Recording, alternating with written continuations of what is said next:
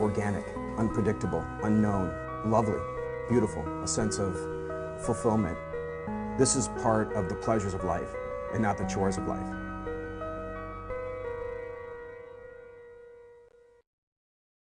Coming up on Daily Iowan TV, find out what a United Nations official had to say when he visited campus Monday. Plus, it's World Food Day. We take a look at the UI's effort to promote healthy eating.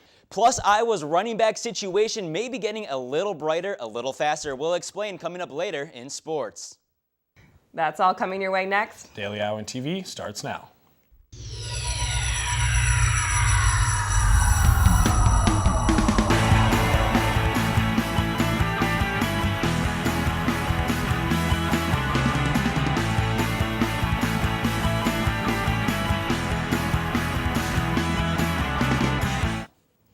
Thanks for tuning in to your Monday edition of Daily Iowan TV, your television news, sports, and weather source for the Daily Iowan. I'm Dana Davidson. And I'm John Dedcott. United Nations officials promoted involvement with the organization on campus Monday as part of the first United Nations Day here at the University of Iowa.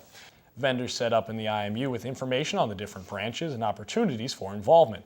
Keynote speaker Aaron Sherinian, a former Foreign Service officer and diplomat for the U.S. State Department, talked about how Iowans can get involved. He emphasized the program Nothing But Nets, a campaign to help stop the spread of the deadly disease malaria by sending mosquito nets to protect the areas most affected by it. He also discussed a new mobile app that gives instant access to information on UN Foundation initiatives. The app also enables users to donate $10 to organizations such as the Nothing But Nets campaign. And while it may seem easy to overlook, Sherinian said a majority of Americans do follow the United Nations closely. What do you do when people say that no one supports the UN? I tell you what you do. You give them the number 86%. That's recent bipartisan polling that took place across our nation, concluded a little over 2 weeks ago. It's fresh, totally bipartisan, and completely relevant to what we're talking about today. For more on this story, be sure to check out Tuesday's pages of the Daily Iowan. The UI continues to be one of the top schools in the country in terms of sexual health. Despite dropping 3 spots this year, Trojan Sexual Health Scorecard, the UI still made the top 10, coming in 9th. The rating reflects the amount of sexual health information and resources available on campus. Now, Columbia University took the top spot, and the UI was joined in the top 10 by another Big Ten school, Michigan, which came in 6th. Looks like the Occupy Iowa City movement is here to stay. After much debate last week, organizers have agreed to accept a permit from the city to remain in College Green Park and have even begun erecting a more permanent structure to help keep protesters warm as the temperatures drop. Organizers say they plan to build more structures if needed. Organizers on campus today promoted the idea of healthier Earth for World Food Day. Daily Iowan's Ryan Jones tells us how the UI is getting involved in the movement.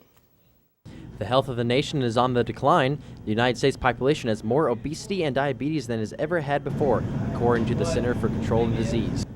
The national obesity rates are at 30.2%. Iowa is just below the national average at 28.4%. Johnson County, though, has the lowest obesity rate in Iowa at 22.1%.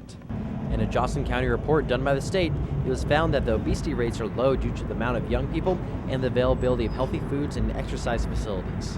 Though the Johnson County statistics are low, the national averages are still very alarming for the Center for Science for the Public Interest. That is why they declared November 24th as Food Day. Food Day is designed to promote healthier eating habits with their #1 goal to reduce diet-related diseases such as obesity and diabetes. As part of Food Day, I spoke with a new organization to promote healthier food on campus. What we're trying to do is bring fair, humane, local, and ecologically sustainable food into the dining halls. Simply Food is only in their first steps to getting the policies changed, but they hope to have 20% organic food by 2020 in the dining halls. I'm Ryan Jones, Daily Iowan TV. On Saturday, local farmers celebrated World Food Day with a showcase of organic crops at the Iowa City's Farmers Market. Still to come on Daily Iowan TV, find out why Iowa City is lacking a little fall color. Plus, we'll have an in-depth look at Iowa's all-time leader in touchdown receptions, Marvin McNutt. But first, Daily Iowan TV's Allie Holtkamp joins us in the studio for a look at your local weather forecast. Allie? All right, thanks guys. Tuesday looks like it's going to be the last of the nice warm weather. Your morning walk to class will be cool with temperatures around 57 degrees. But we'll definitely warm up by the afternoon with a daily high of 74 degrees. And in the evening, temperatures will drop back down into the 50s. And as we check out the rest of the week, it looks like that's about where those temps will stay. Looking at a high of just 50 on Wednesday with a 40% chance of rain. You can expect highs of 52 on Thursday and 54 on Friday. We really won't see any kind of warm-up until Sunday when highs are expected to be around 58, and we may even see 60 again by Monday. That's your check of the weather. Back to you guys at the desk. Thanks, Allie. Walking around campus these past few weeks, you might have noticed that Iowa City's trees are not bursting with the same vibrant color they usually are this time of year. Daily Iowan TV's Jeff Shane gives us the inside scoop about why the fall colors are failing. I guess if I look around now, I can see that there aren't as many bright oranges as there usually are. The sun is out, students are in shorts, and the leaves are green. It looks more like a summer's day here on the UI campus than what it actually is, late October. The trees, which usually display beautiful colors of red and orange, are mostly either green or barren here on campus. It's usually one of the most exciting parts of fall is how beautiful everything is when the leaves are changing. Now, it's not just Iowa City where people are seeing less fall foliage. Scientists at Boston University are reporting that because of climate change, there are less fall colors all around the country. The brilliant colors associated with fall happen when the production of chlorophyll in plants slows down as the days get shorter and the nights get longer. But the warmer weather Iowa has seen is causing delays in this process. So what? It's ruining Halloween. There's not many leaves to pile and jump in. As of now, average temperatures in Iowa City are up around 5 or 6 degrees this year, which can be the difference between a colorful fall and a plain one. Now, it is not officially clear that this is because of climate change, but if it is, students do feel the government should do more to stop it. If there's a direct relation between the loss of color and climate change, I guess it is something that should be worked on. If things are getting less beautiful, it probably means we're doing something wrong. One thing is certain, winter is slowly approaching, and whether or not the now green leaves will change before that is unclear. Jeff Shane, Daily Iowan TV.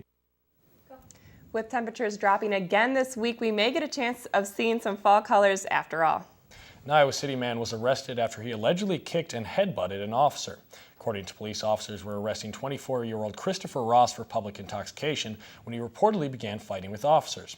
During a search, Ross also allegedly headbutted the squad car, shattering the car's passenger side window. Ross is being charged with assaulting a police officer and third-degree criminal mischief. And another Iowa City man is being charged with sexual abuse after allegedly supplying alcohol to a 15-year-old girl. Early Sunday morning, police responded to the apartment of 21-year-old Cameron Burnett after the young girl's father called to report that his daughter was there. According to police, Burnett admitted to knowingly giving alcohol to this underage girl and performing several sexual acts on her. Burnett is being charged with supplying alcohol to a minor and third-degree sexual abuse, which is a Class C felony. Republican presidential candidate Newt Gingrich is considering opening an office in Iowa City. The former Speaker of the House was in Davenport on Monday, and according to his campaign, Gingrich is targeting Iowa City because it has the third largest number of registered Republicans in the state. And although nothing has been finalized yet, Gingrich's campaign has been in contact with UI College Republicans about possibly collaborating in the effort.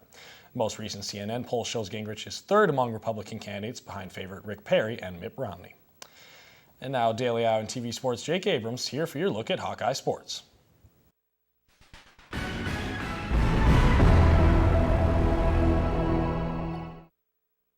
Thanks, guys. Well, the lighter portion of the football schedule is fading away as the Hawks will be hitting the roughest stretch in the upcoming weeks. And in order to have a shot at the Big Ten championship, the Black and Gold will need to take at least 2 out of 3 games against Michigan, Michigan State, and Nebraska. But before they deal with those teams, they've got to get their own squad healthy and fill some roster holes. Daily Iowan TV Sports' Tyler Culver has more. If you asked an Iowa fan before last week who was the team's second leading rusher, they probably wouldn't know where to start guessing. Surprisingly enough, though, it's true freshman Mikhail McCall. He's played just 1 quarter. In his limited time, though, he was effective, giving Hawk fans hope right before the ensuing high ankle sprain knocked him out for what Ferentz said was probably the season.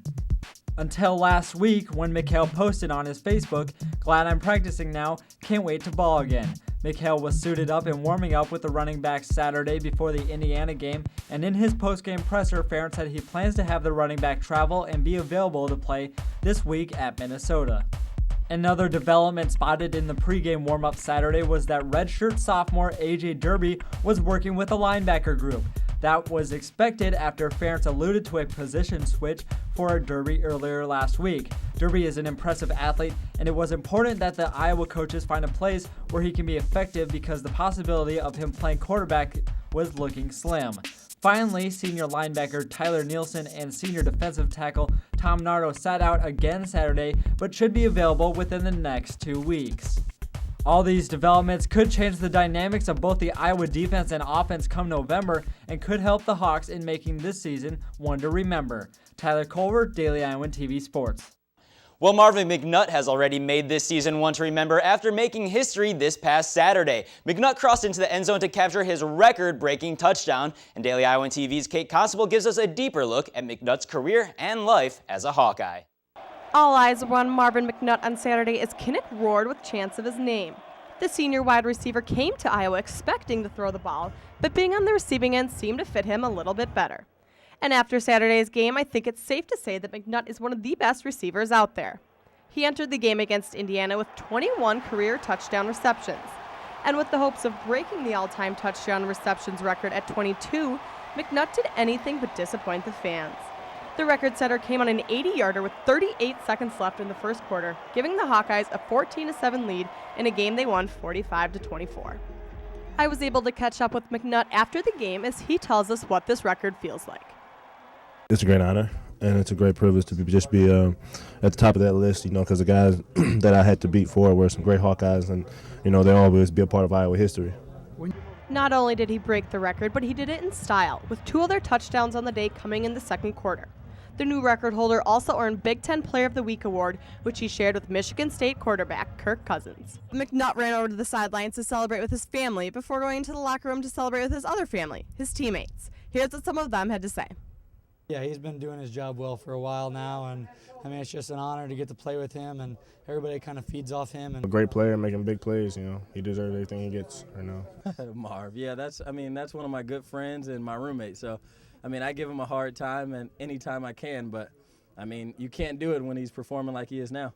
Kate Constable, Daily Iowan TV Sports. Now, McNutt ranks on top with 24 touchdown receptions. He broke a record that was shared by Tim Dwight, who was a Hawk from 94 to 97, and Danon Hughes from 89 to 1992. They both had 21 touchdowns, but last week, Marvin McNutt became the new man on top, breaking a record shared by those two for 14 years.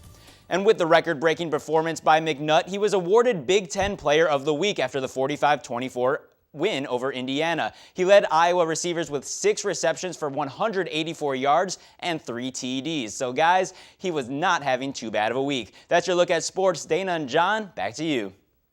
Thanks, Jake. Not only with Daily Iowan TV can you get a sneak peek at Tuesday's pages of the Daily Iowan. Read about the UI's plans for remodeling the main library, plus why the Hawkeye running game has become more consistent as the season's progressed. And before we go, here's one last look at tomorrow's forecast. Tomorrow we'll see a high of 74 degrees with a low of 57 degrees and mostly cloudy skies.